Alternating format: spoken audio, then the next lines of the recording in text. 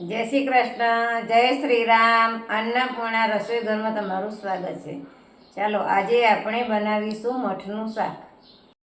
ચાલો મઠ બનાવવા માટે આપણે ધોઈ અને બાફી લીધા છે. જો આ રીતે આપણે બાફ્યા છે. એકદમ વધારે બાફી નથી દેવાના.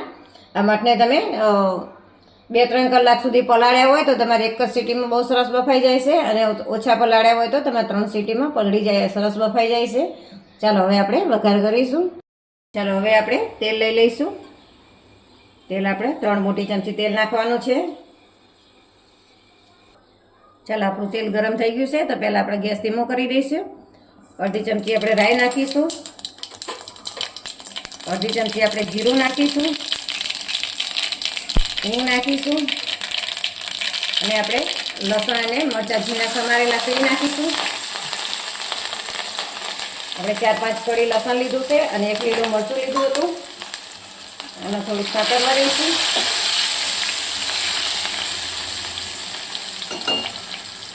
હવે આપણે મીઠો લીમડો, 1 સૂકું મરચું લીધું છે અને 1 આપણે તમાલપત્ર લીધું છે, એ નાખીશું.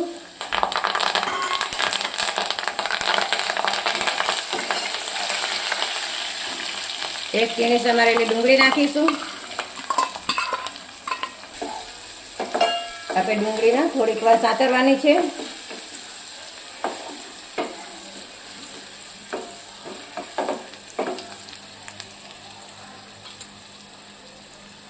ચપટી આપણે અજમા નાખીશું, એટલે આપણે મઠનું શાક ખાવામાં થોડું હળવું પડે પચવામાં. હવે આપણે 1 ટામેટું નાખીશું, એ પણ એકદમ ઝીણું સમારેલું છે.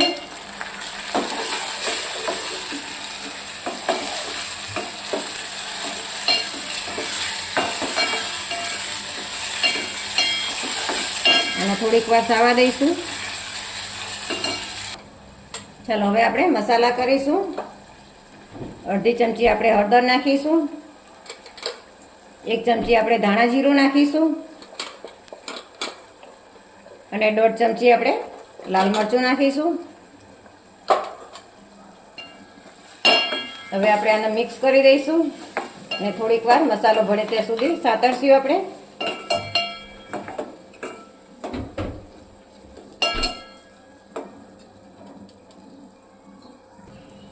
બે મિનિટ માટે આને ઢાંકીને રહેવા દઈશું, એટલે આપણું ટમેટું એકદમ સોફ્ટ થઈ જાય. ચાલો આપણે જોઈ લઈએ. જો આપણા ટમેટા પણ એકદમ સોફ્ટ થઈ ગયા છે, સરસ પીગળી ગયા છે એકદમ. હવે આપણે આમાં મઠ નાખી દઈશું. મઠ આપણે પાણી સાથે જ નાખી દેવાના છે, એટલે આપણે રસાવાળું શાક બનાવવાનું છે, ભાતમાં ખાય એવું. હવે આપણે આને મિક્સ કરી દઈશું.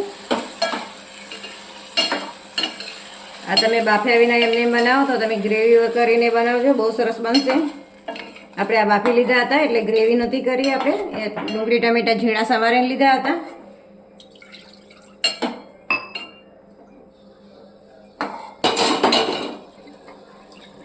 આપણે હજી પાણીની જરૂર છે તો આપણે પાણી નાખીશું હજી, કારણ કે આપણામાં ભાતમાં ખાવાના છે મઠ.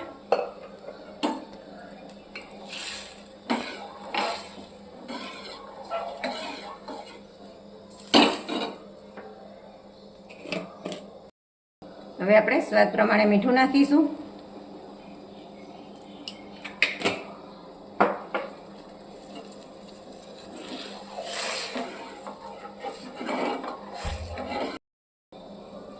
થોડોક આપણે ગોળ નાખીશું. ગોળ આપણે ભાંગેલો છે, 1 ચમચી જેટલો આપણે ગોળ નાખ્યો છે.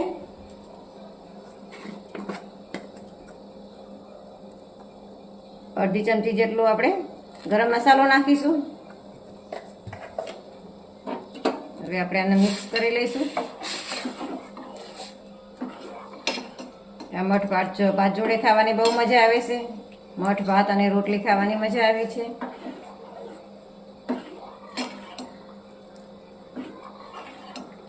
ચાલો 2 મિનિટ જેવું થઈ ગયું છે, આપણે જોઈ લઈએ.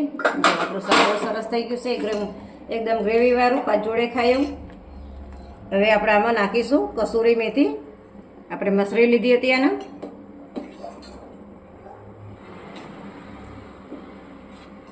હવે આપણે કોથમીર નાખીશું.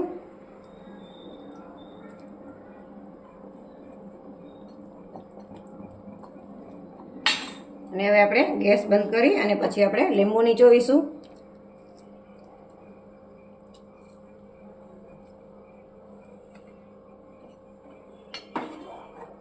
આપણે અડધી ફાટ લીંબુ નીચોવ્યું છે. જો સ્વાદિષ્ટ એવું આપણું મઠનું શાક બની ગયું છે.